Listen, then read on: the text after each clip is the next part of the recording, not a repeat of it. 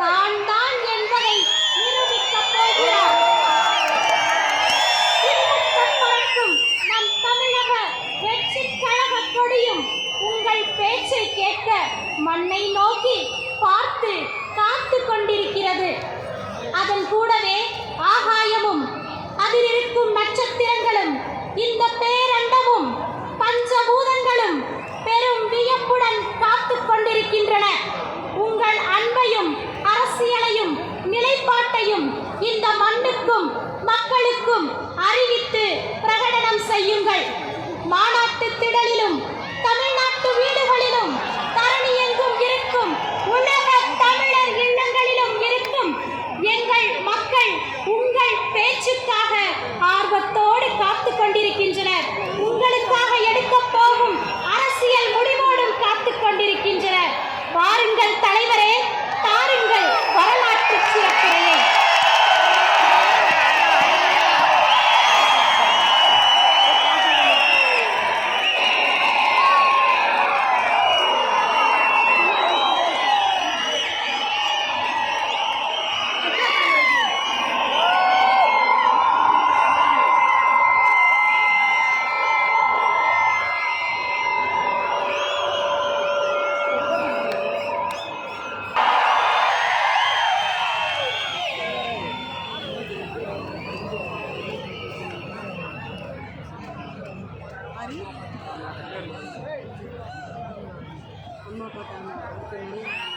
இதோ நம் தலைவர் அவர் நம் தாய் தந்தையிடம் ஆசீர்வாதம்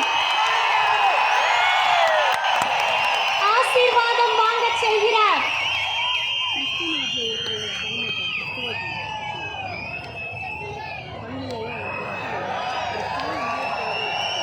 இதைவிட பெருமையான ஒரு நிகழ்வு ஒரு தாய் தந்தையருக்கு கிடைக்கவா போகிறது?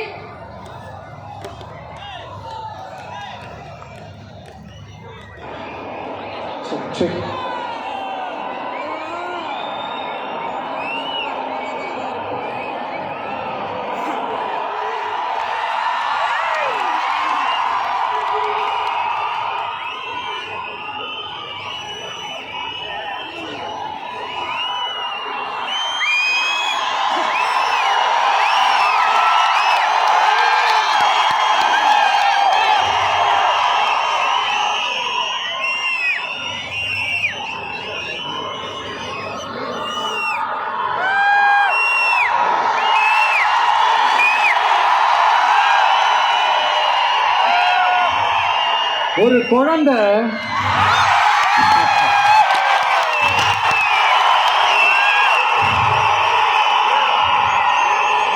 குழந்தை முதல் அம்மான்னு சொல்றப்போ அந்த அம்மாவுக்கு ஒரு சிலிர்ப்பு ஒண்ணு வரும் பாருங்க.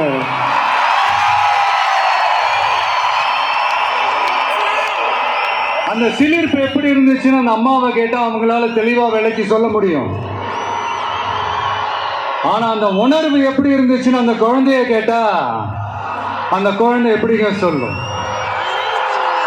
முதல்ல அந்த குழந்தைக்கு எப்படி சொல்ல தெரியும்?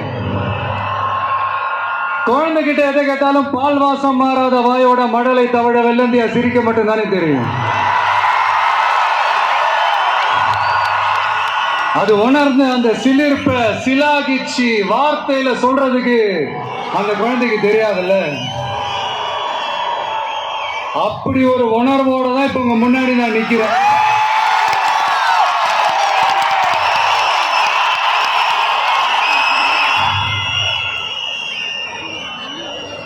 ஆனா அதே நேரத்தில் அம்மா கிட்ட கூட தன்னோட உணர்வை சொல்ல தெரியாம சிரிக்கிற அந்த குழந்தைக்கு முன்னால ஒரு பாம்பு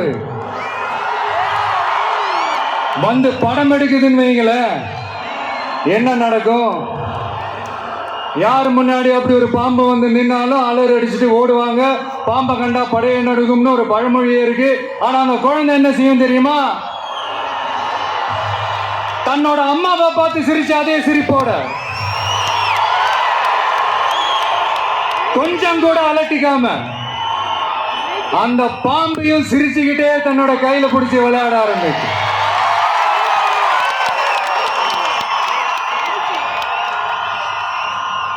அப்ப அந்த குழந்தைக்கு பாம்பை கண்டா பயம் இல்லையான்னு ஒரு கேள்வியும் வரும். பாச உணர்வு என்னன்னு சொல்ல தெரியாது அந்த குழந்தைக்கு பயம்னா மட்டும் எப்படிங்க சொல்ல தெரியும்?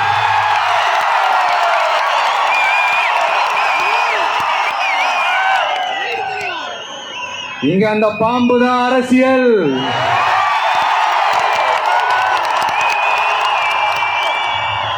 அத கையில புடிச்சு விளையாட ஆரம்பிக்கிறது தான் உங்க உங்க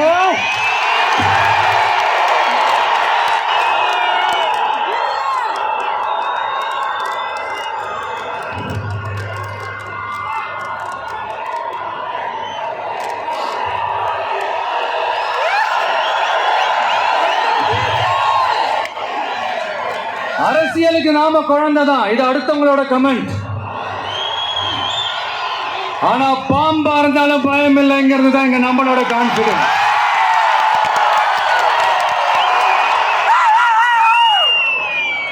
அரசியல் ஒன்றும் சினி ஃபீல்டு இல்லையே, பேட்டில் ஃபீல்ட் ஆச்சு, கொஞ்சம் சீரியஸா தானே இருக்கும். அதனால பாம்பா இருந்தாலும் பாலிடிக்ஸா இருந்தாலும் கையில் எடுக்கணும்னு முடிவு பண்ணதுக்கு அப்புறம் சீரியஸ்னஸோட கொஞ்சம் சிரிப்பையும் சேர்த்து கலந்து செயல்படுறது தான் நம்மளுடைய ஸ்டைலு, நம்மளுடைய ரூட். ஏன்னா அப்படி செயல்பாட்டில் இறங்கினாதான் இந்த ஃபீல்ட்ல எக்ஸிஸ்ட் ஆக முடியும், ஒரு எனர்ஜியோட இருக்கவும் முடியும், எதிராக நிற்கிறவங்கள டேக்கிள் பண்ணவும் முடியும். இந்த தாறுமாற ஆடுற ஆட்டம்லாம் இது இல்ல, தத்துவத்தோட ஆட வேண்டிய ஆட்டம். அப்படி இப்படிலாம் சும்மா பேருக்கு சொல்லி கூச்சலும் போட முடியாது இல்லையா? கவனமா தான் களமாடணும். ஆனால்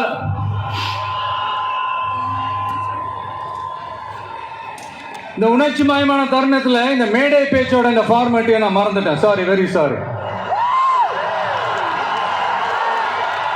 நம்ம கட்சியினுடைய முதல் மாநாட்டிற்கு என்னுடைய பொதுச் செயலாளர் மிஸ்டர் ஆனந்த் அவர்களே,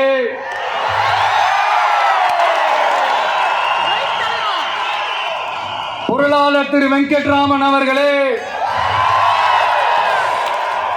இணை கொள்கை பரப்பு செயலாளர் திருமதி தாகிரா அவர்களே, தலைமை நிலைய செயலாளர் திரு ராஜசேகர் அவர்களே. ஆமா, எதுக்கு இங்க இந்த அவர்களே அவர்களே இவர்களே எல்லாம்?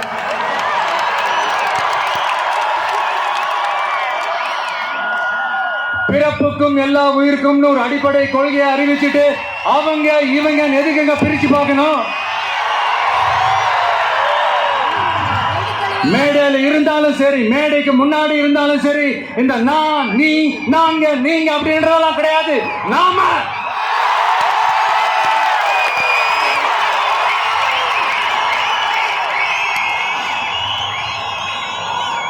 இங்க யாரு மேல யாரு கீழே அப்படின்ற பாகுபாடெல்லாம் எப்போ நம்ம பார்க்க போறதே இல்லை. நம்மளை பொறுத்த வரைக்கும் நம்ம எல்லாருமே ஒண்ணுதான், நாம எல்லாருமே சமம் தான். அதனால நெஞ்சில் குடியிருக்கும் ஒட்டுமொத்தமானவங்க எல்லாருக்கும், ஒட்டுமொத்தமானவங்க எல்லாருக்கும் என்னோட உயிர் வணக்கங்கள், என்னோட உயிர் வணக்கங்கள், என்னோட உயிர் வணக்கங்கள்.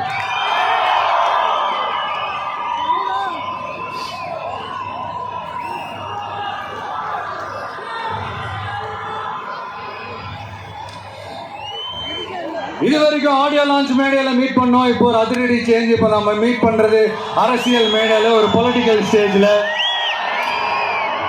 இந்த அரசியல்னாலே இந்த கோபமா கொந்தளிச்சா ஏதோ புரட்சி பண்ண வந்தவங்கன்னு முன்னாடி எல்லாம் ஒரு கான்செப்ட்லாம் இருந்துச்சு. அதெல்லாம் நமக்கு எதுக்குங்க, அதெல்லாம் நமக்கு செட்டும் ஆகாதுங்க.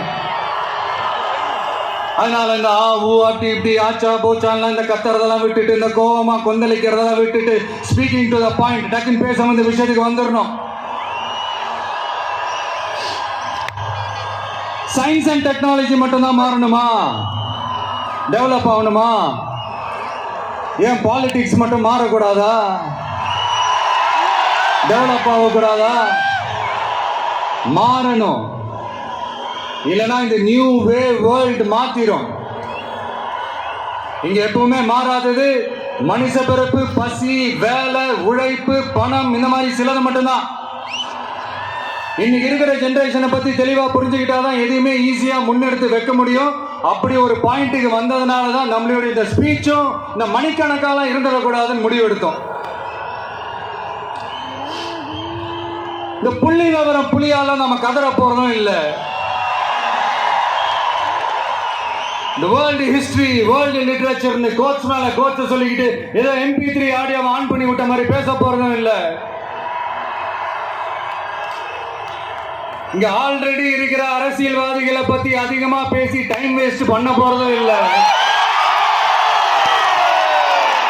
அதுக்காக மொத்தமா கண்ணை மூடிக்கிட்டு இருக்க போறதும் இல்லை.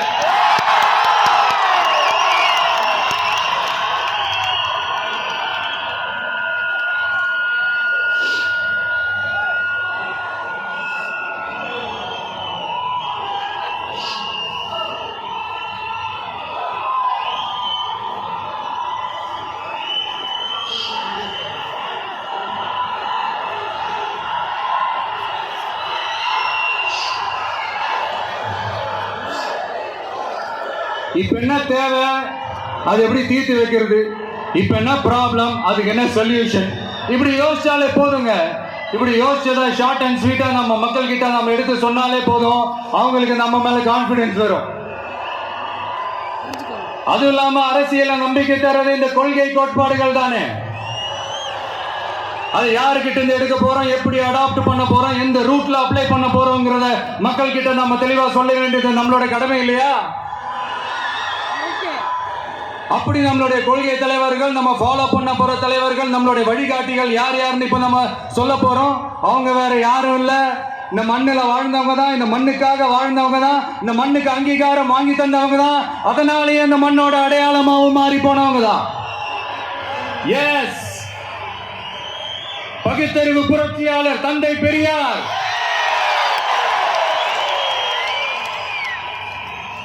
என்னது, பெரியார் உங்க கொள்கை தலைவரா அப்படின்ட்டு ஒரு கூட்டம் அவங்களா ஒரு முடிவுக்கு வந்துட்டு ஒரு கூச்சல் மேல கூச்சல் போட்டுக்கிட்டு ஒரு பெயிண்ட் டப்பாவை தூக்கிட்டு கிளம்பிடுவாங்க பாருங்க. இந்த பெயிண்ட் டப்பா பிசினஸ்க்கு நான் அப்புறம் வரேன். ஆமா, பெரியார் எங்க கொள்கை தலைவர். எப்படி, ஏன்? பெரியார் சொன்ன கடவுள் மறுப்பு கொள்கையை மட்டும் நாங்க கையில் எடுக்க போறதே இல்லை. எங்களுக்கு அதில் உடன்பாடும் இல்லை. யாரோட கடவுள் நம்பிக்கைக்கும் நாங்க எதிரானவங்க இல்லை.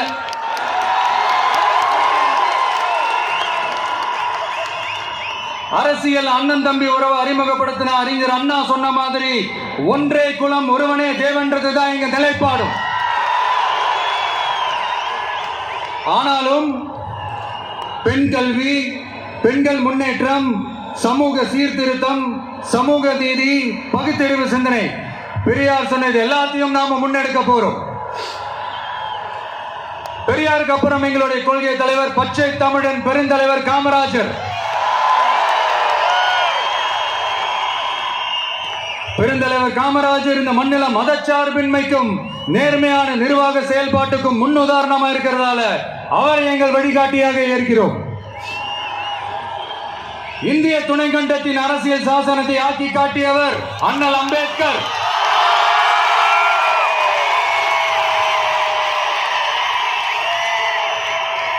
இந்தியாவில் இந்த பேரை கேட்டாலே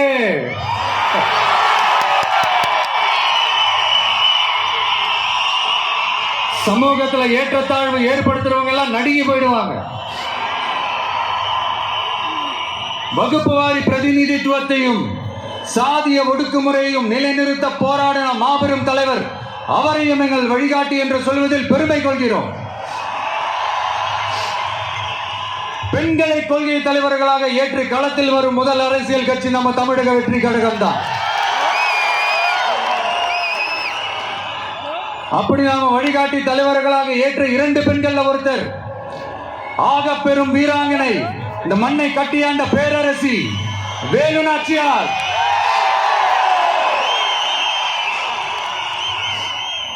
சொந்த வாழ்க்கையோட சோகத்தை கூட மறந்துட்டு இந்த மண்ணுக்காக வாளேந்தியும் வேலேந்தியும் போர்க்களம் புகுந்த ஆணை காட்டிலும் வீரமான வேகமான வீர புரட்சியாளர் தான் நம்ம வேலு நாச்சியார். இன்னொருத்தர், முன்னேற துடிக்கிற சமூகத்தில் பிறந்து இந்த மண் பின்தங்கிட கூடாது என்பதற்காக அதோட முன்னேற்றத்திற்காக பாடுபட்ட அஞ்சலை அம்மாள். சொத்தை இழந்தாலும் சுயநலம் பார்க்காம இந்த மண்ணுக்காக இந்திய சுதந்திர போராட்ட காலத்தில் இறங்கி களமாடிய புரட்சி பெண்மணி தான் நம்ம அஞ்சலை அம்மாள். இவங்க தான் நம்ம கொள்கை தலைவர்கள். இவங்களை நாம உறுதியாக பின்பற்றுவதே நமது மதச்சார்பின்மைக்கும் சமுதாய நல்லிணத்திற்குமான மிகப்பெரிய சான்றாக இருக்கும். மை டியர் ஃப்ரெண்ட்ஸ், உங்ககிட்ட ஒரு தனிப்பட்ட வேண்டுகோள். இந்த மத்தவங்க பின்னாடி மத்தவங்க கூட நிக்கிறவங்களை பார்த்து சொல்ற மாதிரி நம்மளை பார்த்து யாரு விசில் அடிச்சாங்க குஞ்சுன்னு சொல்லிடக்கூடாது. நம்மளுடைய கொள்கை கோட்பாடுகளையும் வழிகாட்டி தலைவர்களையும் மனசுல நிறுத்தி நாம செயல்படுறத பார்த்து இவங்க வேகமானவங்க ஆனா விவேகமானவங்கன்னு சொல்லணும். எல்லாரும் அப்படி சொல்ல வைக்கிற மாதிரி நாம செயல்படணும். எஸ், சொல்லல முக்கியம், செயல் செயல் செயல் தான் முக்கியம்.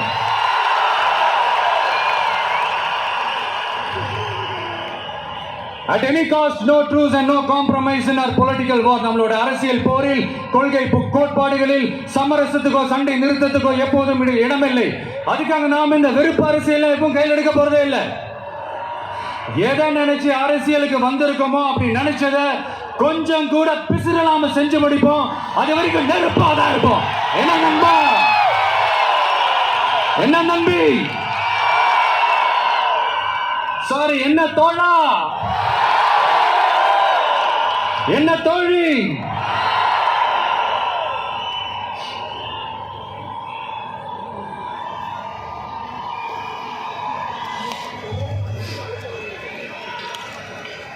இந்த அரசியல் நமக்கு எதுக்குங்க? நாம பாட்டுக்கு நடிச்சோமா, 4 காசு பார்த்தோமான்னு இருக்கலாம் தான் ஆரம்பத்துல நானும் நினைச்சேன்.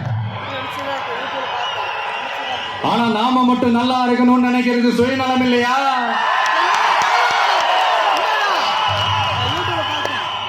நம்மள வாழ வச்ச இந்த மக்களுக்காக நாம் எதுவும் செய்யாம இருக்கிறது நல்ல விசுவாசமா இருக்குமா? ஒரு லெவலுக்கு மேல காசு சேர்த்து என்ன செய்ய போறோம்? நமக்கு இந்த வாழ்க்கையை கொடுத்த நம்ம மக்களுக்கு நாம என்னதான் செய்ய போறோம்? இப்படிலாம் ஏகப்பட்ட கேள்விகள் மனசுக்குள்ள வந்துகிட்டே இருந்தது. இப்படி எல்லா கேள்விகளுக்கும் ஒட்டுமொத்தமா ஒரு விடையை கண்டுபிடிக்க யோசிச்சப்பதான் அரசியல் அப்படின்னு ஒரு விடை கிடைச்சு. சரி, இந்த அரசியல் எப்படிப்பட்டது, நம்மளால ஹேண்டில் பண்ண முடியுமா, இது நம்ம இயல்புக்கு செட் ஆகுமா, இப்படி இன்னும் எக்ஸ்ட்ரா கேள்விகள் வேற வந்து ஏதோ பூதம் கிளம்பி வந்த மாதிரி வந்துகிட்டே இருந்தது. இப்படி எல்லாத்தையும் பூத கண்ணாடி வச்சு பார்த்துக்கிட்டே இருந்தா எது உருப்படியா செய்ய முடியாது. சில விஷயங்கள்ல பின் விளைவுகளை பத்தி யோசிக்காம இறங்கி அடிச்சாதான் நம்மள நம்புறவங்களுக்கு நல்லது செய்ய முடியும்னு இங்க தோணுச்சு. அதான் இறங்கியாச்சு. இனி எதை பத்தி யோசிக்க கூடாது. ஆனா எடுத்து வைக்கிற ஒவ்வொரு அடியிலையும் யோசனையும் நிதானமும் இருக்கணும்னு தான் முடிவு பண்ணி தான் வந்திருக்கிறோம். நாம யாரு, நாம எவ்வளவு ஸ்ட்ராங் அப்படிங்கறதெல்லாம் சும்மா வாயில சொல்லக்கூடாது, செயல்ல காட்டணும். அதை நிரூபிக்க அரசியல்ல நம்ம என்ன ஸ்டாண்ட் எடுக்க போறோங்கிறது தான் ரொம்ப இம்பார்ட்டன்ட். ஏன்னா அதுதான் நம்மளுடைய எதிரிகள் யாருன்னு சொல்லும். அப்படி ஒரு கரெக்டான ஒரு ஸ்டாண்ட் எடுத்துட்டாலே நம்மளோட எதிரிகள் யாருன்னு நாம சொல்ல தேவையில்லை, அவங்களே நம்ம முன்னாடி வந்து நின்று நம்மளை எதிர்க்க ஆரம்பிப்பாங்க.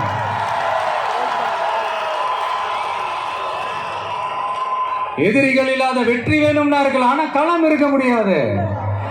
அந்த களத்துல நம்ம வெற்றியை தீர்மானிக்கிறது நம்மளுடைய எதிரிகள் தானே. நாம கட்சி அனௌன்ஸ் பண்ணப்பவே, அதாவது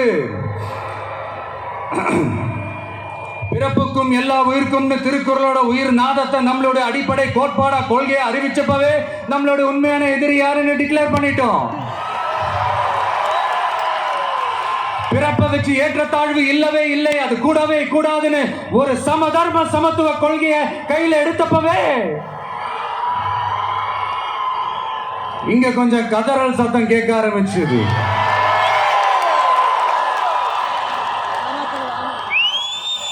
இந்த மாநாட்டில் இப்போ ஓப்பனா அறிவிச்சதுக்கு அப்புறம் அந்த கதறல் இன்னும் சத்தமா கேட்கும் நினைக்கிறேன். பார்ப்போம். நம்மளோட இந்த இயல்பான அடிப்படையான கோட்பாட்டுக்கு எதிராக இருக்கிற மாதிரி மக்களை மதம், சாதி, இனம், மொழி, பாலினம், ஏழை, பணக்காரன்னு சூழ்ச்சி செய்து பிரித்து ஆளும் பிளவுவாத அரசியல் சித்தாந்தம் மட்டும்தான் நமக்கு எதிரியா? அப்படின்னா நமக்கு ஒரே ஒரு எதிரி தானா? இல்லையே, நமக்கு இன்னொரு கோட்பாடு இருக்கு. ஊழல் மலிந்த அரசியல் கலாச்சாரத்தை எதிர்க்கிறது தானே அது.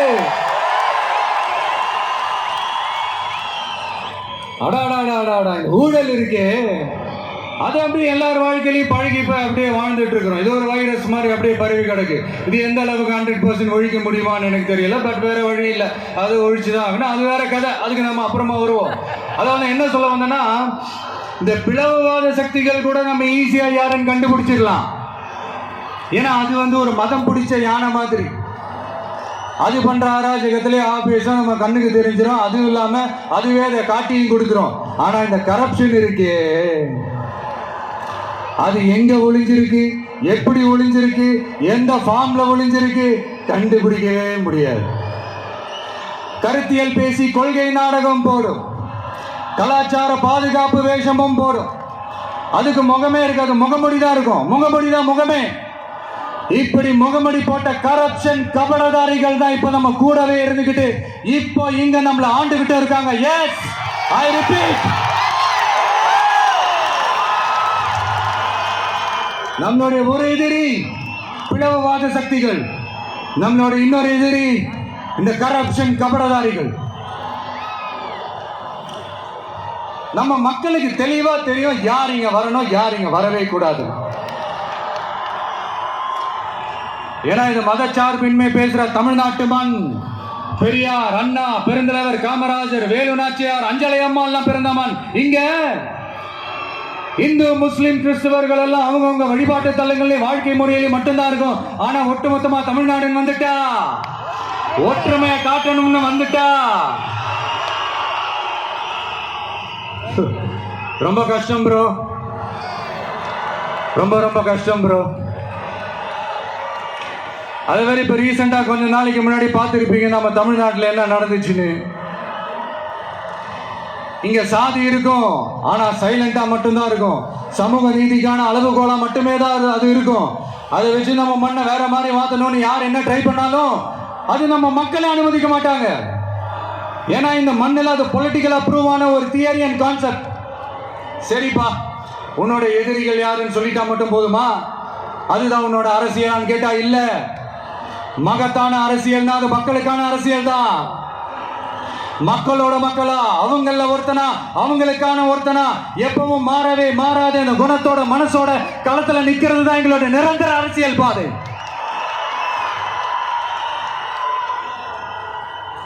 எக்ஸாம் எழுதின உடனே ரிசல்ட் வர்ற மாதிரி நல்ல ரிசல்ட் கொடுக்கிற திட்டங்களை தீட்டணும், அது முறையை அமல்படுத்தணும், அது போய் மக்கள் கிட்ட போய் சேரணும். போய் சேர்ந்துச்சான்னு பார்த்துக்கிட்டே இருக்கணும்.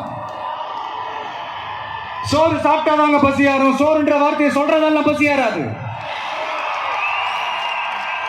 மக்களுக்காக நம்ம கொண்டு வர பிளான்ஸ் எல்லாம் பிராக்டிகலா ஒர்க் அவுட் ஆகிற பிளான்ஸா இருக்கணும். சும்மா இந்த உதார விடுற பிளான்ஸ் எல்லாம் இருக்கவே கூடாது. இந்த மீன் பிடிச்சு கொடுக்க கூடாது, அது தப்பு. மீன் பிடிக்க கத்து கொடுக்கணும், அதுதான் சரி. அப்படி இப்படின்ட்டு சில பேர் சொல்லிக்கிட்டு சுத்துவாங்க. ஆனா நாங்களாம் அப்படி இல்லை, எங்க கான்செப்டே வேற, பக்கா பிராக்டிக்கல் தாங்க.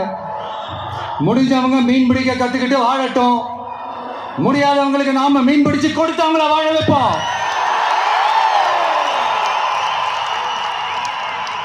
எங்களை பொறுத்த வரைக்கும் மக்களுக்கு நல்லதுனா எதுவுமே தப்பு இல்லை. ends justify the means. எங்கள் இலக்குகளை, எங்கள் வழிகளை தீர்மானிக்கின்றன. பில்டிங் ஸ்ட்ராங், பேஸ்மெண்ட் ஸ்ட்ராங் என்ற பொலிட்டிக்கல் கிளாரிட்டி தான், அரசியல் தெளிவு தான் எங்களுடைய நிர்வாக செயல்முறையா இருக்கும். எங்களோட இந்த அரசியல் கொள்கை நிலைப்பாடு எல்லாமே யதார்த்தமானதா இருக்கணும். இந்த ஆல்டர்னேட் பாலிடிக்ஸ், ஆல்டர்னேட் ஃபோர்ஸ், மாற்று அரசியல், மாற்று சக்தி, இந்த மாதிரி ஏமாத்துற வேலையெல்லாம் நாம எப்ப செய்ய போறதே இல்லை. இங்க ஏற்கனவே இருக்கிற அரசியல் கட்சிகள்ல 10ஓட 11 இன்னும் ஒரு மாற்று சக்தின்னு சொல்லிக்கிட்டு இந்த எக்ஸ்ட்ரா லக்கேஜாலாம் நான் இங்க வரல ப்ரோ. நம்ம நாட்டுக்கு கேடு செய்யற இன்னும் எக்ஸ்ட்ரா வேலையெல்லாம் ஈஸியா செஞ்சுக்கிட்டு மக்கள் மத்தியில தங்களை மாபெரும் சக்திகளா நினைச்சுக்கிட்டு இருக்கிற மிகப்பெரிய ஏமாற்று சக்திகளோட பிடியில் இருந்து தமிழ்நாட்டை முழுமையா மாத்திர ஒரு முதன்மை சக்தியா இருந்து உங்களுடைய மகனா, அண்ணனா, தம்பியா, தோழனா, உங்கள ஒருத்தனா இருந்து உழைக்கணும். இதனுடைய டார்கெட்டும்.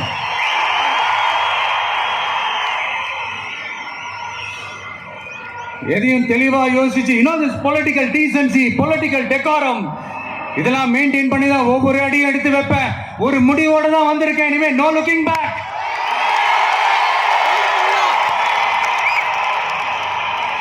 இந்த முடிவு நான் மட்டும் எடுத்த தனிப்பட்ட முடிவு இல்லைங்க, நாங்க எடுத்த முடிவு. எதுக்கும் தயாராக தைரியமா நம்ம கூட நிக்கிற இந்த மாபெரும் சக்தியோட சேர்ந்து எடுத்த முடிவு.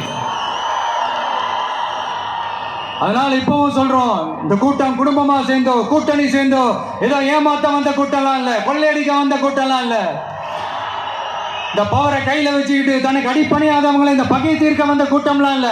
பக்கா பிளானோட, பப்ளிக் இன்ட்ரெஸ்டோட, பவர் பக்த இருக்கிற கூட்டம்.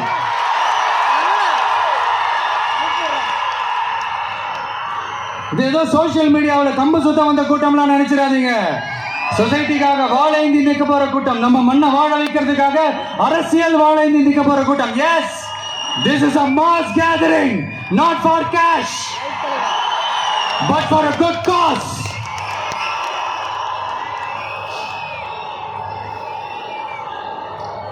அதனால இந்த மீடியா ட்ரோலு, இந்த சோசியல் மீடியா ட்ரோலு, ஆபாசம், அல்லு சில்லு,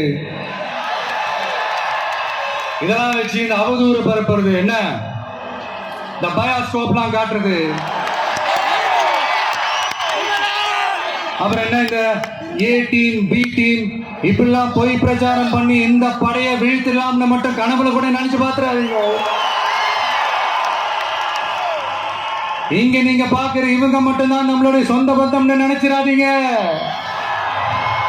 இங்க நீங்க பாக்குற இவங்க மட்டும்தான் நம்மளுடைய தோழர்கள் ஒரு முடிவுக்கு வந்துடாதீங்க. நம்மளுடைய சொந்தம், உறவு, நட்பு இன்னும் இருக்காங்க. இங்க வர முடியாம தமிழ்நாட்டில் இருக்கிற, அக்கம் பக்கம் ஸ்டேட்ல இருக்கிற, உலகம் பூரா இருக்கிற கோடிக்கணக்கானவங்க நமக்காக ஒரு குடும்பமா சேர்ந்து ஒரு முடிவோட வெயிட் பண்ணிட்டு இருக்காங்க. எஸ், இவங்க எல்லாருமா சேர்ந்ததுதான் நம்மளோட வகையறா.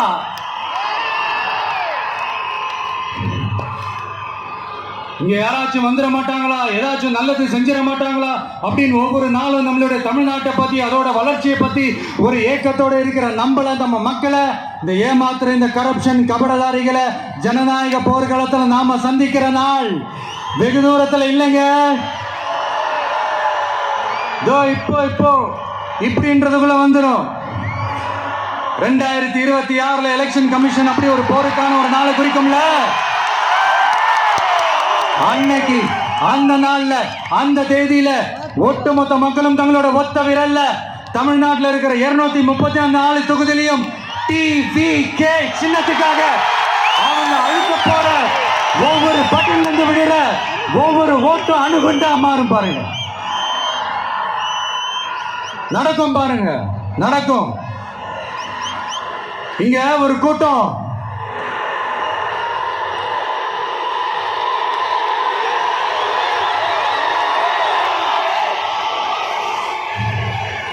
இங்க ஒரு கூட்டம் கொஞ்ச காலமா ஒரே பாட்டை பாடிக்கிட்டு, அதாவது யார் அரசியலுக்கு வந்தாலும் ஒரு குறிப்பிட்ட கலர் அவங்க மேல பூசிட்டு,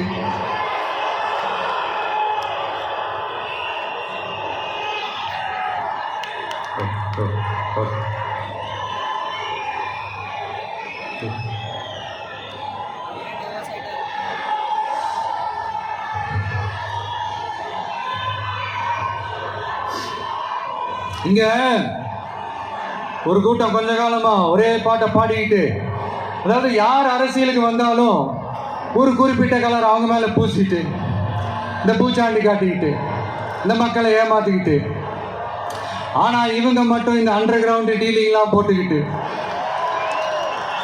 இந்த தேர்தல் நேரத்தில் இந்த அறிக்கை சவுண்ட் எல்லாம் விட்டுக்கிட்டு,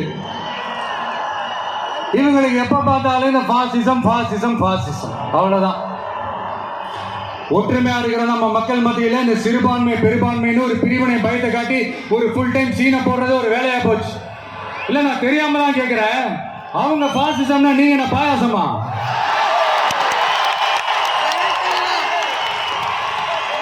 நீங்களும் அவங்களுக்கு கொஞ்சம் கூட சலிக்காதவங்க தானே. மக்கள் விரோத ஆட்சியை திராவிட மாடல் ஆட்சின்னு சொல்லி மக்களே மாத்துறீங்க.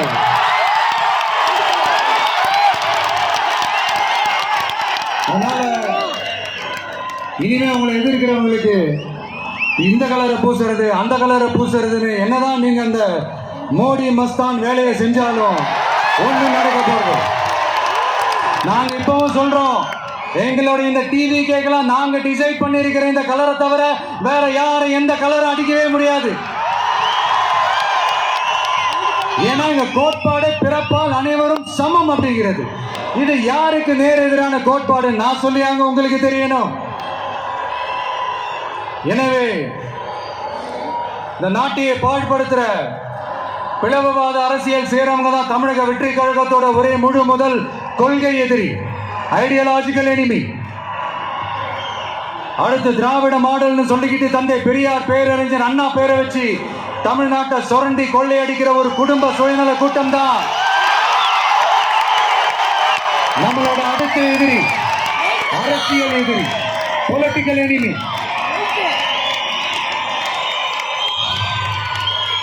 கொள்கை கோட்பாட்டு அளவுல திராவிடத்தையோ தமிழ் தேசியத்தையோ நாம பிரிச்சு பார்க்க போறதே இல்லை.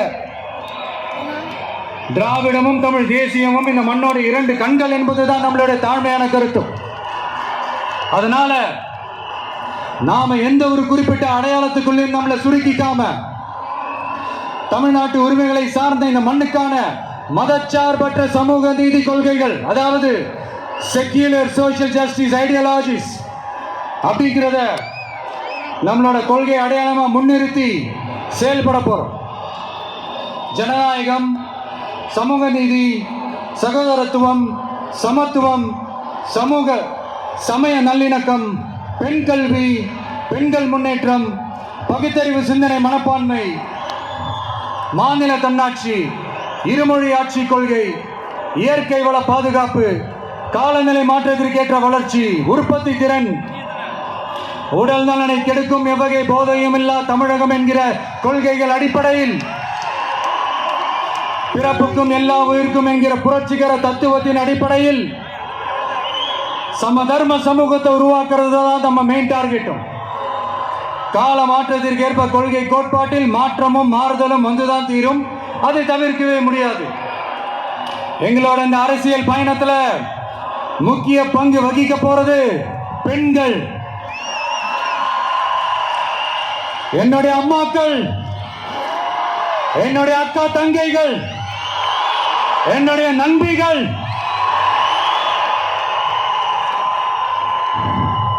என் கூட பிறந்த என் தங்கச்சி வித்யா இறந்தப்போ எனக்குள்ள ஒரு பெரிய பாதிப்பை ஏற்படுத்துச்சு. அதுல கொஞ்சம் கூட குறையாத பாதிப்பையும் வேதனையும் ஏற்படுத்தினதுதான் தங்கச்சி அனிதாவோட மரணம்.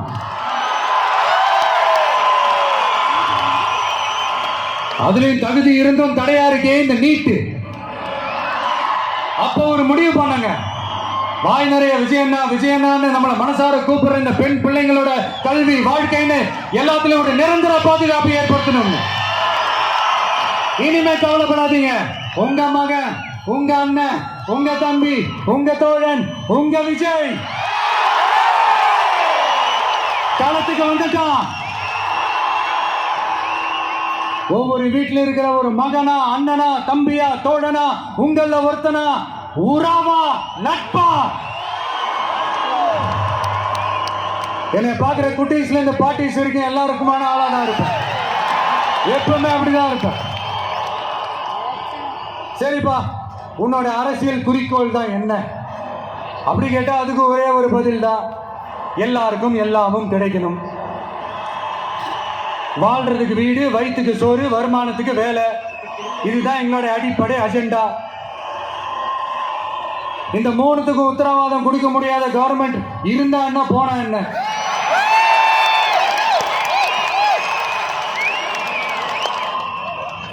அப்புறம் இங்க சில பேரு, தம்பி உனக்கெல்லாம் என்ன தெரியும், நீ எல்லாம் எப்படி தாக்கு பிடிப்ப, இந்த அரசியல் பெரிய அகழியாச்சு, அதுல தண்ணிக்குள்ள முழுகிட்டோம், தலையை தூக்கிக்கிட்டோம், வாயை பொழந்துக்கிட்டோம், இந்த ராட்சச முதலைகள்லாம் ரகம் ரகமா இருக்குமே, இவங்களெல்லாம் தாண்டி நீ எப்படி கோட்டைக்குள்ள போவ, உன்னால முடியுமான்னு கேள்வி மேல கேள்வி, கேள்வி மேல கேள்வி.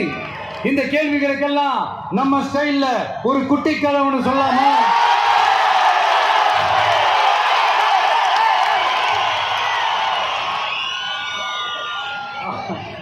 ஆனா இது ஆடியோ லான்ச் ஃபங்க்ஷன்ல சொல்ற மாதிரி இந்த மோட்டிவேஷனல் கதைலாம் கிடையாது. நம்மளுடைய ஸ்டாண்ட் என்ன, நம்ம எடுக்க போற டிசிஷன் என்னன்னு டெலிபரேட்டா சொல்ல போற கதை. சரிங்களா? ஒரு நாட்டில் ஒரு பெரிய போர் வந்துச்சான். அப்ப அந்த நாட்டில் இந்த பவர்ஃபுல்லான தலைமை இல்லாம போனதுனால ஒரு பச்சை புள்ள கையில தான் அந்த பொறுப்பு இருந்துச்சான். அதனால அந்த நாட்டில் இருந்த அந்த பெருந்தலைகள்லாம் ரொம்ப பயந்துகிட்டு இருந்தாங்களாம். அந்த சின்ன பையன் அந்த நாட்டோட படையை நடத்துகிற பொறுப்பை ஏற்றுக்கிட்டு போர்க்களம் போகலாம்னு சொன்னானாம். அப்போ அந்த பெருந்தலைகள்லாம், எப்பா நீயே சின்ன பையன், இது பெரிய போர்க்களம்ப்பா, அங்கே பவர்ஃபுல்லான நிறைய எதிரிகள்லாம் இருப்பாங்கப்பா, களத்தில் அவங்களை சந்திக்கிறதெல்லாம் சாதாரணமான விஷயம் இல்லைப்பா, சொன்னா கேளுப்பா, இது விளையாட்டு இல்லை, நீ பாட்டுக்கு குடுகுடுன்னு ஓடி விளையாடிட்டு திரும்ப குடுகுடுன்னு வீட்டுக்கு ஓடி வர்றதுக்கு. போர்னா படையை நடத்தணும், அதை விட முக்கியம் அத்தனை எதிரிகளையும் சமாளித்து போரில் தாக்கு பிடிக்கணும், அதுக்கு மேலே முக்கியம் அந்த போரில் ஜெயிக்கணும். உனக்கு யாரோ கூட்டோ துணையோ இல்லாமல் நீ எப்படிப்பா அந்த போரை நடத்துவ, எப்படி ஜெயிப்ப அப்படின்னு எல்லா பெருந்தலைகளையும் கேட்டப்போ எந்த பதிலும் சொல்லாம போருக்கு தனியா தன் படையோட போன அந்த பாண்டிய வம்சத்தை சேர்ந்த அந்த பையன் என்ன செஞ்சான்னு சங்க இலக்கியத்துல ரொம்ப நல்லா தெளிவா சொல்லியிருக்காங்க. படிக்காதவங்க படிச்சு தெரிஞ்சுக்கங்க, இல்லைன்னா படிச்சவங்க கிட்ட கேட்டு தெரிஞ்சுக்கங்க. ஆனா கெட்ட பையன் சார் அந்த சின்ன பையன்.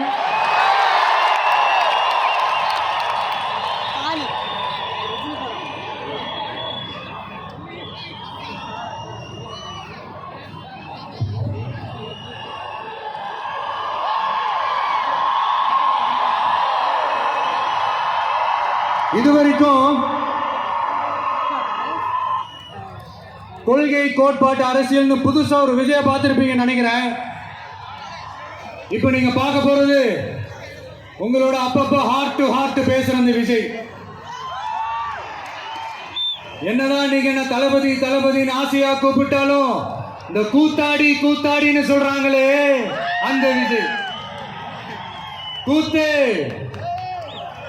இந்த மண்ணோடு மக்களோடும் கலந்த ஒண்ணு. இந்த கூத்தாடின்ற பேர் ஏதோ நமக்கு மட்டும் வந்தது இல்லைங்க. அன்னைக்கு தமிழ்நாட்டில் நம்ம ஊரு வாத்தியார் எம்ஜிஆரையும், ஆந்திராவில் அவங்க ஊரு வாத்தியார் என்டிஆரையும் அவங்க கட்சி ஆரம்பிச்சப்பவே இதே மாதிரிதான் கூத்தாடி கூத்தாடின்னு தான் கூப்பாடு போட்டாங்க. அவங்களுக்கே அப்படி கூப்பிடும் போது நம்மளை கூப்பிடாமலா இருப்பாங்க. ஆனா அந்த ரெண்டு கூத்தாடி தாங்க அந்த ரெண்டு மாநிலத்தோட ஆக பெரும் தலைவர்களாகி இன்னைக்கும் மக்கள் மனசுல ஒரு நீங்கா ஒரு புகழோட வாழ்ந்துட்டு இருக்கிறாங்க. சினிமானா என்ன, வெறும் டான்ஸ் பாட்டு ஃபைட்டு காமெடி என்டர்டெயின்மெண்ட் மட்டும் தானா?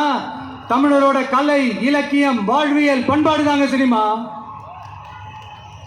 என்டர்டெயின்மெண்ட் காரணத்தையும் தாண்டி சமூக அரசியல் புரட்சிக்கு உதவின ஒரு பவர்ஃபுல் டூல் தாங்க சினிமா. திராவிட இயக்கம் போய் பட்டி தொட்டி எல்லாம் போய் ரீச் ஆனதே போய் வளர்ந்ததே சினிமா வச்சுதான். இல்ல நான் தெரியாம தான் கேட்கிறேன், கூத்தாடினா என்ன ஏதோ கேவலமான ஒரு பேரா, ஏதோ கெட்ட வார்த்தையா? கூத்து அது சாதாரண வார்த்தை இல்லை. ஏன்னா கூத்து சத்தியத்தை பேசும், சாத்தியத்தை பேசும், கொள்கையை பேசும், கோட்பாட்டை பேசும், கோபத்தை பேசும், சோகத்தை பேசும், அரசியலை பேசும், அறிவியலை பேசும், நல்லதை பேசும், உள்ளதை பேசும், உண்மையை பேசும், உணர்வோட பேசும். இது எல்லாத்தையும் கொஞ்சம் கூட சோர்வு இல்லாம கொண்டாட்டமா பேசும்.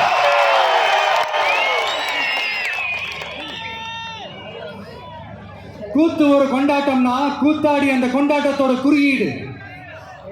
கூத்தாடி உள்ள இருக்கிற அந்த கோபத்தையும் சோகத்தையும் யாராலையும் தெரிஞ்சுக்க முடியாது, புரிஞ்சுக்க முடியாது. அவனுக்குள்ள இருக்கிற அந்த கோபம் கொப்பளிச்சதுன்னா யாராலையும் அவனை கண்ட்ரோல் பண்ணவும் முடியாது. அவன் நினைச்சதை செஞ்சு முடிக்கிற வரைக்கும் நெருப்பு மாதிரிதான் இருப்பான்.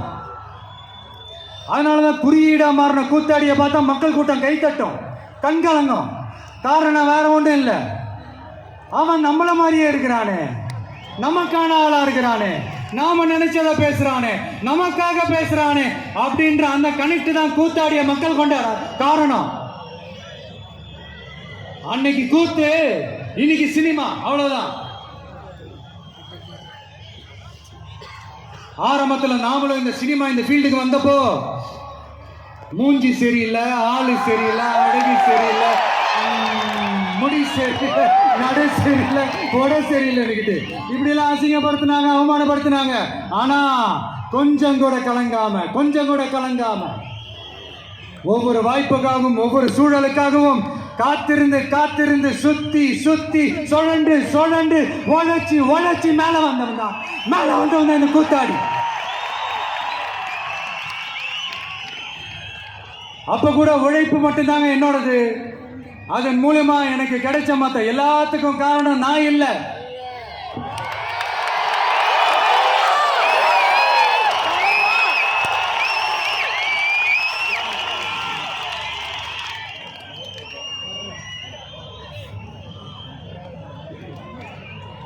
ஒவ்வொரு கட்டத்திலையும் ஒவ்வொரு மனுஷனுக்கு ஒரு டிரான்ஸ்ஃபர்மேஷன் ஒன்று வரும் பாருங்க. ஒரு சாதாரண இளைஞனா இருந்த ஒரு விஜய் நடிகனா மாறினா, அந்த நடிகன் வெற்றி பெற்ற நடிகனா மாறினா, அந்த வெற்றி பெற்ற நடிகன் ஒரு பொறுப்புள்ள மனுஷனா மாறினா, அந்த பொறுப்புள்ள மனுஷன் அதுக்கப்புறம் ஒரு பொறுப்பான தலைவனா இல்ல தொண்டனா மாறினா. இன்னைக்கு அந்த ஒரு பொறுப்புள்ள தொண்டனா இன்னைக்கு இருக்கிறாவ நாளைக்கு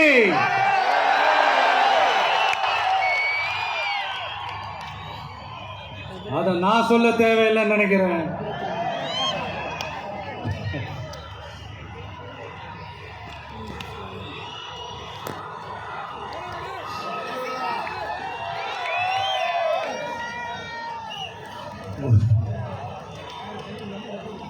ஒவ்வொரு கட்டத்திலையும் ஒவ்வொரு மனுஷனுக்கு இந்த டிரான்ஸ்ஃபர்மேஷன்ல மாறினது என்னவோ நான் தாங்க. அப்படி மாத்தினது நீங்க தான், மக்கள் தான். என் பொசிஷன் எது, என் பொறுப்பு எது அப்படின்னு எல்லாத்தையும் டிசைட் பண்றதே நீங்க தானே. என்கிட்ட இருக்கிறதெல்லாம் உண்மை, நேர்மை, உழைப்பு, அவ்வளவுதான். இதோ இப்போ அரசியல் களத்துக்கு என்ன அழைச்சிட்டு வந்திருக்கிறீங்க. இங்க எப்ப போல உழைப்பேன், ஓய்வில்லாம அலட்டிக்காம அசராம.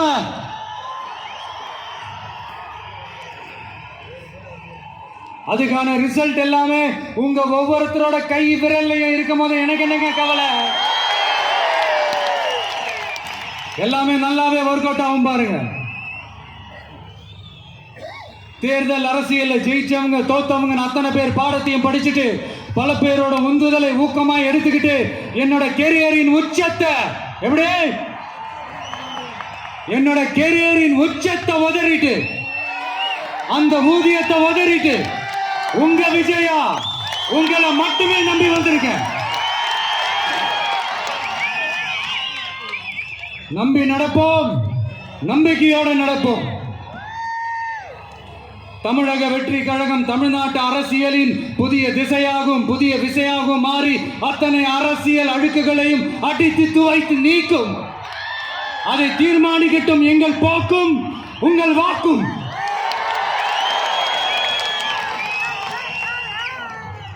தமிழ்நாட்டின் வெற்றிக்காக புதியதோ ஒரு விதி ஒன்றை புதுமையாய் நாம் செய்வோம். நீங்க தான் எனக்கு எல்லாமே.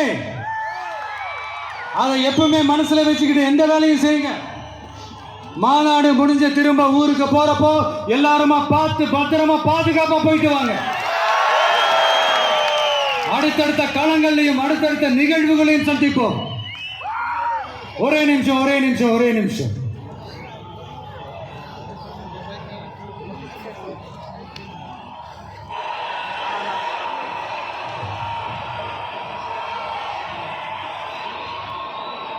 நம்மளோட இந்த செயல் திட்டங்களை பத்தி உங்களுக்கு தெளிவா புரிஞ்சிருக்கும். இருந்தாலும் அதுல இருக்கிற நம்ம மக்களுக்கு தேவையான முக்கியமான சில ஹைலைட்ஸை மட்டும் இங்க சொல்லணும்னு ஆசைப்படுறோம். நாம முக்கியமா ரொம்ப கவனம் செலுத்த வேண்டியது பெண்களுக்கும் குழந்தைகளுக்கும் வயசான பெரியவங்களுக்குமான பாதுகாப்புல தான். அதை உறுதி செய்யறதுக்குன்னே அதுக்குன்னு ஒரு தனித்துறையும் இலாக்காவும் ஏற்படுத்தணும். இன்னொரு முக்கியமான பாயிண்ட், ஏற்றத்தாழ்வு இல்லாத கல்வி, மருத்துவ வசதி, நல்ல குடிநீர் எல்லாத்தையும் எல்லாருக்கும் சமமாக கிடைக்க செய்யணும்.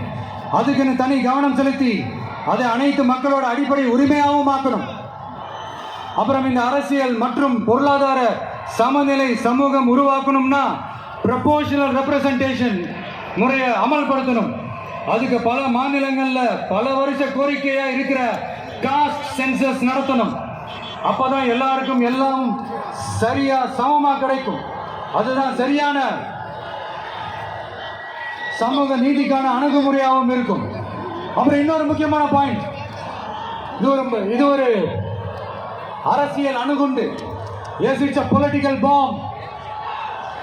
மக்களா நாம இனிமே களத்துல தொடர்ந்து நிக்க போறோம். அது மட்டும் இல்லாம தமிழ்நாட்டில் இருக்கிற ஒரு வீடு கூட விடாம ஒவ்வொரு வீட்லயும் உண்மையா, உயிரா, உணர்வா, உறவாதாம இருக்கும். அதனால அவங்களோட ஆசீர்வாதத்தாலையும் அமோக ஆதரவாலையும் நம்மள சிங்கிள் மெஜாரிட்டியோட ஜெயிக்க வைப்பாங்க என்ற அசைக்க முடியாத நம்பிக்கை, ஆழமான நம்பிக்கை நமக்கு 100% இருக்கு. இருந்தாலும் அப்படி நாம் அந்த நிலையை நிறைவா அடைஞ்சாலும் நம்ம செயல்பாட்டை நம்பி நம்மளோட சில பேர் வரலாம். அதுக்கான அப்படி வர்றவங்களையும் நாம அன்போட அரவணைக்கணும் இல்லையா? நமக்கு எப்பவுமே நம்மளை நம்பி வர்றவங்கள அரவணைச்சுத்தானே பழக்கம். அதனால நம்மளை நம்பி நம்மளோட களம் காண வர்றவங்களுக்கும் ஆட்சி அதிகாரத்துல பங்களிப்பு தந்து அதிகார பகிர்வு செய்யப்படும்.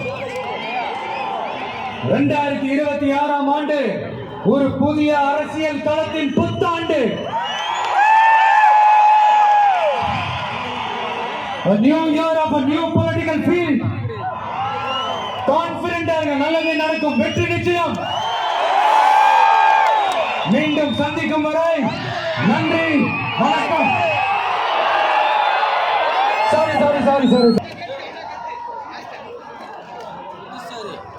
என்னடா இந்த விஜய் யாரு பேரையும் நேரடியாவே சொல்ல மாட்டேன்றான்,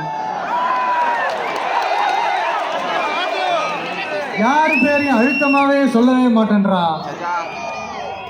இவனுக்கு என்ன பயமா? அப்படி இப்படின்ட்டு ஒரு சில இந்த அரசியல் விஞ்ஞானிகள், இந்த நக்கல் நையாண்டிகள் இதெல்லாம் நடக்கும் இல்லையா? அவங்க எல்லாருக்குமே நான் சொல்லிக்கிறது என்னன்னா, நீங்க சில பேரோட பேர்லாம் சொல்லாம விட்டதுக்கு காரணம் சொல்ல முடியாம அப்படின்றதெல்லாம் கிடையாது, சொல்ல தில் இல்லாம அப்படின்றதெல்லாம் கிடையாது.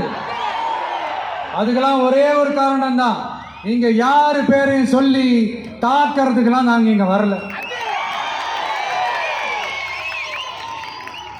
தாக்கி பேசுறது, மரியாதை இல்லாம பேசுறது, தரை குறைவா தகாத வார்த்தைகள்லாம் யூஸ் பண்ணி பேசு, அதுக்கெல்லாம் நாங்க இங்க வரவே இல்லை.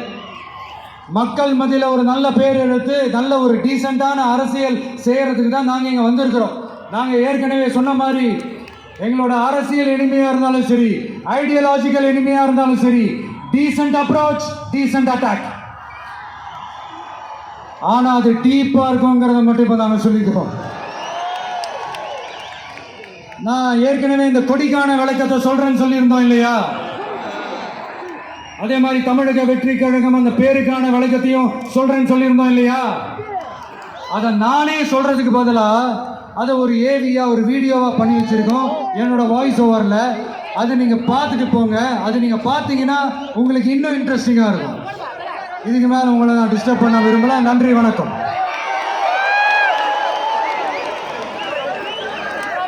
அரசியல்ல மட்டும் இல்லை, பொதுவாகவே நமக்கு ஒரு பெரிய அடையாளம் இருக்கணும்னா நம்ம பேரே ஒரு அடையாளமா மாறணும். அதுக்கு அப்படி ஒரு பாசிட்டிவ் எனர்ஜி அந்த பேர்ல இருக்கணும். அந்த எனர்ஜியை கொடுக்கறதே அந்த பேர்ல இருக்க வார்த்தைகளோட வலிமை தான். அப்படி ஒரு நேர்மறை அர்த்தமும், நேர்மறை அடர்த்தியும், நேர்மறை அதிர்வும், நேர்மறை வலிமையும் ஒரு சேர கொண்ட ஒரு சொல் இருக்கு. என்னைக்குமே தன்னோட தன்மையை இழக்காத ஒரு சொல். இந்த வார்த்தை சொல்லும் போது உச்சரிக்கிறவங்களை மட்டும் இல்ல, ஒட்டுமொத்த ஒரு பெரும் கூட்டத்தையே உணர்ச்சியோட உச்சத்துல வைக்கிற சொல்லது, உற்சாகப்படுத்துற சொல்லது. நம்ம மக்களோட நாடி நரம்புகள்ல நானேற்றும் அந்த சொல். அந்த வார்த்தை வேற என்ன? வெற்றி, வெற்றி, வெற்றி. வெற்றி தான் அந்த சொல். வெற்றி நான் நினைச்சதை மிச்சம் மீதி இல்லாம செஞ்சு முடிக்கிறது, மனசுக்குள்ள இருக்க நோக்கத்தை நிறைவேற்றுறது, வாகை சூடுறதுன்னு பல அர்த்தங்கள் இருக்கு. அப்படிப்பட்ட ஒரு வார்த்தை தான் நம்ம கட்சியோட மைய சொல்லாவும் மந்திர சொல்லாவும் மாறி நிற்குது. அப்புறம் நம்ம கட்சியோட முதல் சொல் தமிழகம். நம்ம மக்களுக்கான அடையாளத்தையும் அங்கீகாரத்தையும் சொல்ற மாதிரி ஒரு வார்த்தை நம்ம கட்சி பேரோட முதல் வார்த்தையா இருக்கணும்னு முடிவு பண்ணி தேர்ந்தெடுத்தது தான் இந்த தமிழகம்ன்ற வார்த்தை. தமிழகம்னா தமிழர்களின் அகம், தமிழர்கள் வாழும் இடம்னு சொல்லலாம். புறநானூர்ல, சிலப்பதிகாரத்துல, மணிமேகலையில, பதிற்று பத்தல்னு நம்மளோட பல இலக்கியங்கள்ல இடம் பிடிச்ச ஒரு வார்த்தை தான் இந்த தமிழகம்னு தமிழை ஒழுங்கா முறையா ஆழமா படிச்ச நிறைய பேர் நமக்கு சொல்லி தந்திருக்காங்க. இந்த தமிழகம் தான் பேரறிஞர் பெருந்தகை அண்ணாவால முறைப்படி தமிழ்நாடுன்னு பெயர் சூட்டப்பட்டதுங்கிறது நாம எல்லாருக்கும் தெரிஞ்ச நாடறிஞ்ச வரலாறு. இப்ப நம்ம கட்சி பேரோட 3வது வார்த்தைக்கு வருவோம். கழகம். இதுதான் இந்த 3வது வார்த்தை. கழகம்னா படை பயிலும் இடம்னு ஒரு அர்த்தம் இருக்கு. அந்த வகையில நம்மளோட இளம் சிங்கங்கள் பயிலும் இடம் தான் நம்ம கட்சி, நம்ம கழகம். அதனால கழகம்ன்ற இந்த வார்த்தையும் ரொம்ப சரியாகவே பொருந்தி நிற்குது. தமிழகம், வெற்றி, கழகம், இந்த 3 வார்த்தைகளை கொண்டு மூண்டெழுந்திருக்கும் அரசியல் உலகின் அணையா பெருஞ்சுடர் தான் தமிழக வெற்றி கழகம். அது மட்டும் இல்லாம பெரும் புயலையும் சூறாவளியையும் தனக்குள்ள ஒழிச்சு வச்சிருக்க பிறப்புக்கும் எல்லா உயிருக்குங்கிற திருக்குறளோட உயிர் நாதமும் சேர்ந்துதான் நம்ம கட்சியோட அடையாளமா மாறி நிற்கும்.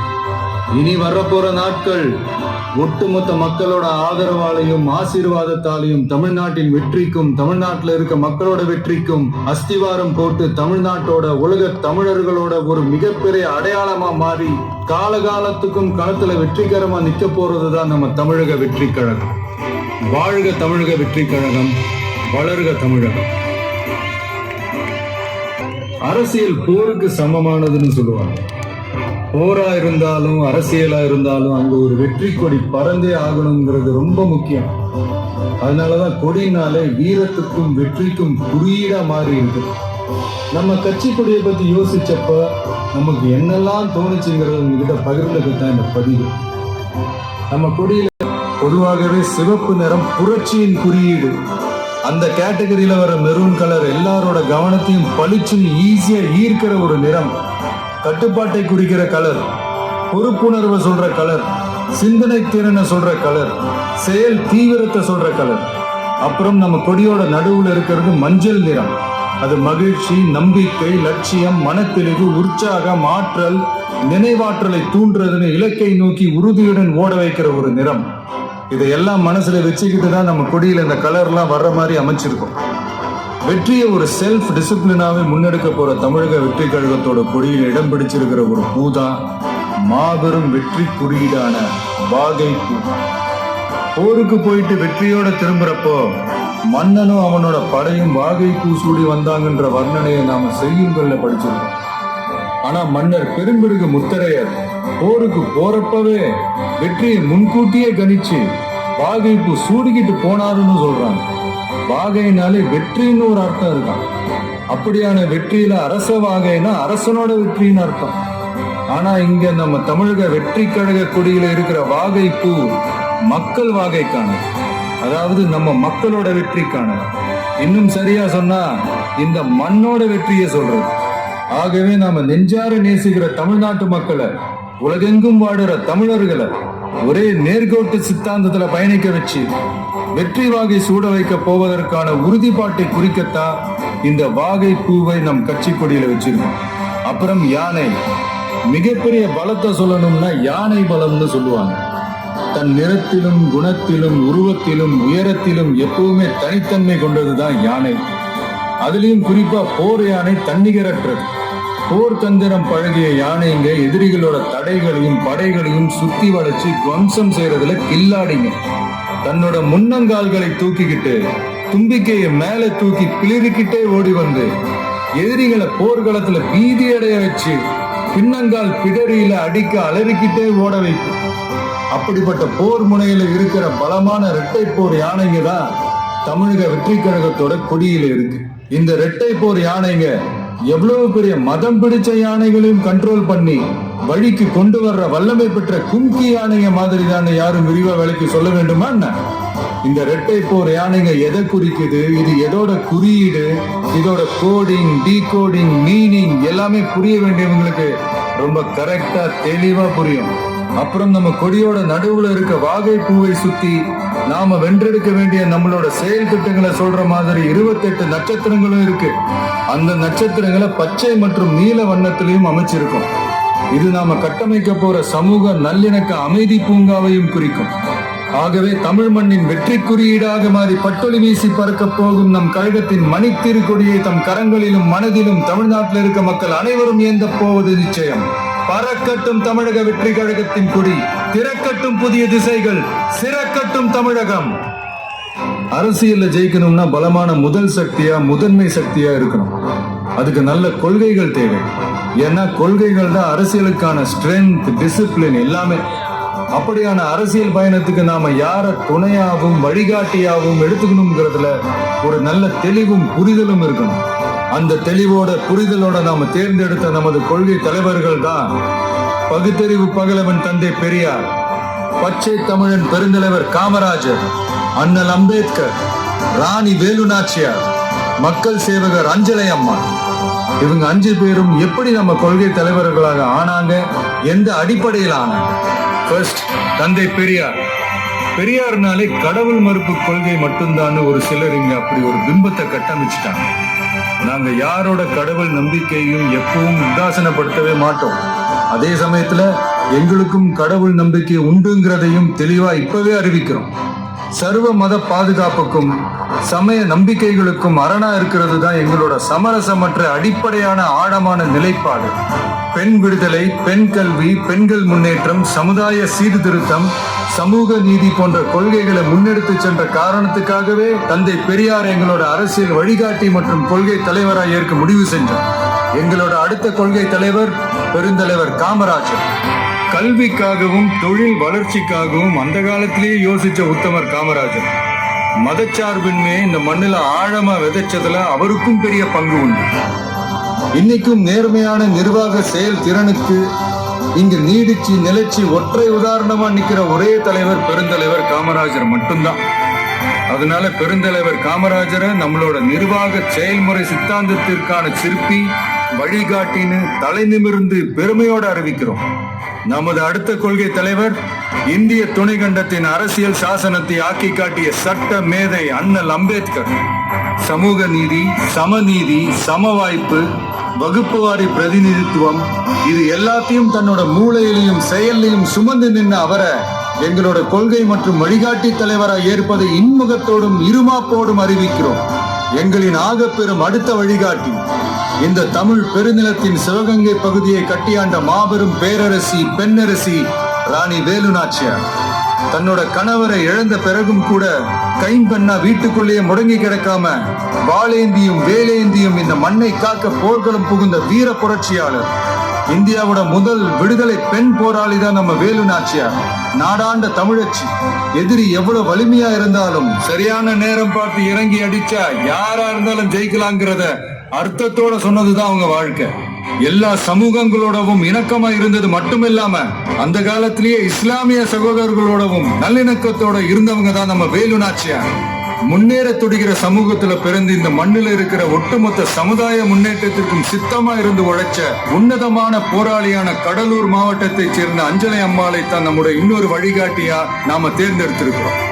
நிறை மாத கர்ப்பிணியா இருந்தப்பவே கொஞ்சம் கூட யோசிக்காமலும் பயமில்லாமலும் போராட்டத்துல கலந்துகிட்டு கைதானவங்க, பரோல்ல வெளிவந்து குழந்தை பெத்துக்கிட்டு அதுக்கு அப்புறமும் கை குழந்தையோட கெத்தா சிரிச்சுக்கிட்டே மீண்டும் சிறைக்கு போன ஒரு சூப்பர் லேடி தான், லேடி சூப்பர் ஸ்டார் தான் நம்ம அஞ்சலை அம்மாள். சட்டமன்ற உறுப்பினராகவும் இருந்தவங்க. மகாத்மா காந்தி, மகாகவி பாரதி, பெரியார்னு எல்லா பெரியவங்களாலையும் பாராட்டப்பட்ட நம்ம தமிழகத்தோட களங்கமற்ற குலவிளக்கு தான் அஞ்சலை அம்மாள்.